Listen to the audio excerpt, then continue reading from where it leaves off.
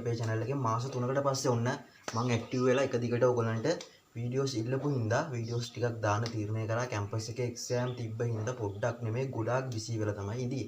අපි video series එකේ නවත්තපු තැනින් ඉඳලම ඉස්සරහට කරගෙන යමු. අද අපිට කතා කරන්න තියෙන්නේ ගැටුම් වර්ගීකරණය. නැත්නම් අපි කිව්වොත් එහෙම අපි ඉගෙන ගන්න ගැටුම් පාඩමේදී ගැටුම් ප්‍රධාන වශයෙන් කොටස් 3කට බෙදලා අපි ඉගෙන ගන්නවා. ඒක හොඳට මතක තියාගන්න මේක මේන් පොයින්ට් එකක්.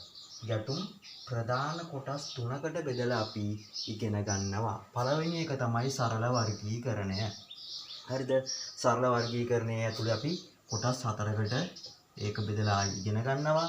ඊට පස්සේ කෘත්‍යවාදී වර්ගීකරණය ඇතුලේ ඒක තව කොටස් දෙකකට බෙදලා ඉගෙන ගන්නවා. ඊට පස්සේ දේශපාලන වර්ගීකරණය යටතේ අපි තව කොටස් කිහිපයකට බෙදලා ඒක ඉගෙන ගන්නවා. හරිද? දේශපාලන වර්ගීකරණය ඇතුලේ කොටස් 3කට බෙදලා ඉගෙන ගන්නවා.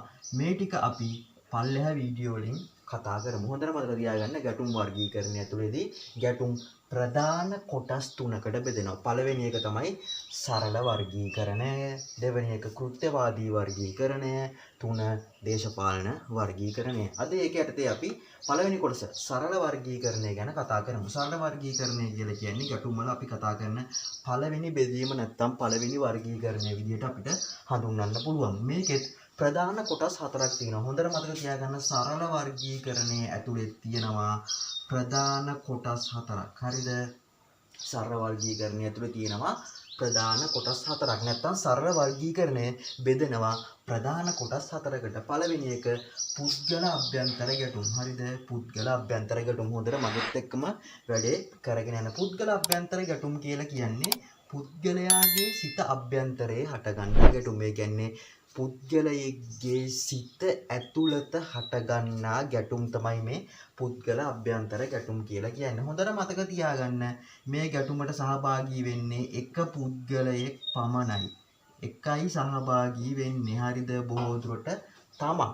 හරිද? තමා කියන කෙනා තමයි මේකට සහභාගී වෙන්නේ. නැත්තම් තනි පුද්ගලයෙක්ගේ ඇතුළතී හටගන්නා ගැටුම්. එතකොට මේක ගැන ඕගොල්ලන්ට චූටි විස්තරයක් කරොත් එහෙම තමා තුළ තමාටම විසඳා ගැනීමට නොහැකි ගැටුම් කිව්වත් මේකේ අර්ථය නැත්තම් තේරුම ගන්න පුළුවන්. උදාහරණයක් ගන්නකො මේක කිව්වම මොනවද තේරෙන්නේ? හරි.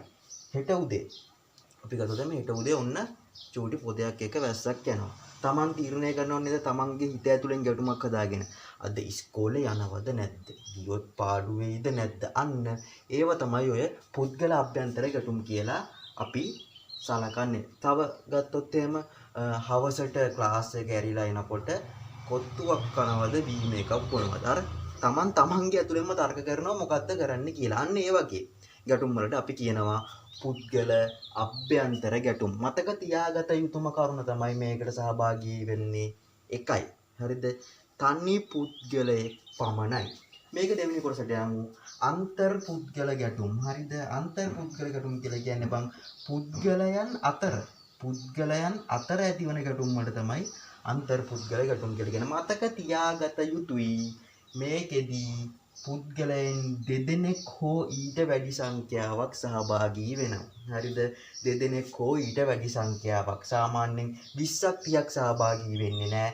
2 3 4 5 6 7 වැඩිම වුණොත් 10ක් වගේ තමයි සහභාගී වෙන්නේ. මතක තියාගන්න මෙතන එකාට වඩා ඉන්නවා කියන එක. මෙතනදී ප්‍රධාන වශයෙන්ම තරංගය වෙනස එදිරිවාදිකම වගේ සාධක මත තමයි මේවා ඇති වෙන්නේ. තරගය කියලා කිව්වොත් එහෙම අන්තර් පුද්ගල ගැටුම් බලන්නකො. බස් කාර්යෝ හරිද? CTB ප්‍රයිවට් අන්න අන්තර් පුද්ගල ගැටුම්. එකෙක් CTB එක නියෝජනය කරනවා අනික ප්‍රයිවට් එක නියෝජනය කරනවා. උන් රේස් යනවා මිනිස්සුන්ව බස් එකට නාග්ග ගන්න. අන්න ඒව තමයි අන්තර් පුද්ගල ගැටුම්. මේකට තමයි තරගය කියලා කියන්නේ. ඊළඟට මේකට උදාහරණයක් මම දෙනවා. සරල උදාහරණයක් පේරගෙඩියකට කොල්ලෝ දෙන්නෙක් රණ්ඩු කරන සිද්ධියක්. හරිද? පේරගෙඩියක් තියෙනවා ගහක ඉදිලා තියෙනවා. ඒක කඩා ගන්න කොල්ලෝ දෙන්නෙක් වලි කනවා. හරිද? එතකොට මතක තියාගන්න මෙතන පුද්ගලයෝ එක්කෙනාට වඩා ඉන්නවා කියන එක. ඊට පස්සේ තව අපිට මේකේ සරල වර්ගීකරණය යටතේ තව කොටස් දෙකක් ඉගෙන ගන්න තියෙනවා. මම ඒක මේ වීඩියෝ එකේ ඊළඟ කොටසේ මේ වීඩියෝ එකේම දාන්නම්. හරි. සරල වර්ගීකරණය යටතේ ඊළඟ කොටස් දෙක. තුන්වෙනි කොටස තමයි කණ්ඩායම් ඇතුළත ගැටුම්. ඒ කියන්නේ යම් කිසි කණ්ඩායමක් ඇතුළත අපි හිතමු සෙට් එකක් ඉන්නවා. හරිද? 20ක් ඉන්න සෙට් එකක් ඉන්නවා. උන්ගේ කණ්ඩායම ඇතුළත පවතින ගැටුමක් ගන්න පුළුවන් මේ කණ්ඩායම් ඇතුළත ගැටුම් කියන එකට. එතකොට මේක මතක තියාගන්න ඕනේ යම්කිසි කණ්ඩායමක් සෙට් එකක් ටීම් එකක් ඇතුළේ ඇතිවන ගැටුමකට අපි කියනවා කණ්ඩායම් ඇතුළත ගැටුම් කියලා. සමාජ කණ්ඩායම් අතර විවිධ අරමුණු අභිලාෂ මුල් කරගෙන ඇති වේ. හොඳට මතක තියාගන්න. සමාජයේ ඉන්න එක්කෙක් ජනවර්ග වෙන්න පුළුවන්, මිතුරු කණ්ඩායම් වෙන්න පුළුවන්, සතුරු කණ්ඩායම් වෙන්න පුළුවන්, ආගමික කණ්ඩායම් වෙන්න පුළුවන්. ඔය විවිධ විදිහට කැටගරි නැත්තම් වර්ගීකරණය වෙච්ච කණ්ඩායම් ඇතුළත මේ කණ්ඩායම් ඇතුළත ගැටුම් කියන එක ඇති වෙන්න පුළුවන්. මතක තියාගන්න මෙතෙන්දී ඉන්නේ එක කණ්ඩායමක් විතරයි. හරිද? ඉන්නේ එක කණ්ඩායමක් විතරයි කියන එක ඔළුවේ තියාගන්න ඕන. අපි උදාහරණයක් ගමු. පන්ති කාමරයක් තියෙනවා. පන්ති කාමරයක. හරිද? අපි ගමුකෝ 10 ශ්‍රේණිය කියලා. 10 ශ්‍රේණියේ පන්ති කාමරයේ 10 B එකේ නායකත්වයේ වෙනුවෙන් පවතින ගැටුමක්. ඒ කියන්නේ අපි හිතමු ඔය පන්ති නායකයෙක් කියන එකෙක් පත් කරගන්නවානේ. ඌව පත් කරගන්නකොට අපි හිතමු එකෙක් ඉන්නවා අමල්. අනිත් එක සුනිල්. හරිද? මුට කැමැති උන් ඉන්නෝ 10ක්. මුට කැමැති උන් ඉන්නෝ 10ක්. එතකොට දැක්ක නේද? එතකොට මේ නායකත්වයේ වෙනුවෙන් මෙතන ගැටුමක් ඇති වෙනවා. මොකද පන්ති ඇතුලේ ඉන්නෝ කියමු 20ක්.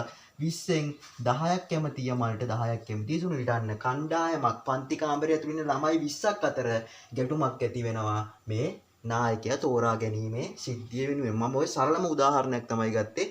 ඕක හොඳටම ඇති ඕගොල්ලන්ට මේක ගැන අයිඩියා එකක් ගන්න. ඊළඟට හතරවෙනි එක නැත්තම් අපේ සරල වර්ගීකරණයේ යටතේ අපි කතා කරන අන්තිම බෙදුම් රේඛාව නැත්තම් අන්තිම බෙදීම අන්තර් කණ්ඩායම් ගැටුම. ඒ කියන්නේ මේකේ මතක තියාගන්න ඕන හොඳම පොයින්ට් එක කණ්ඩායම් දෙකක් හෝ ගණනාවක් අතර තියන්න.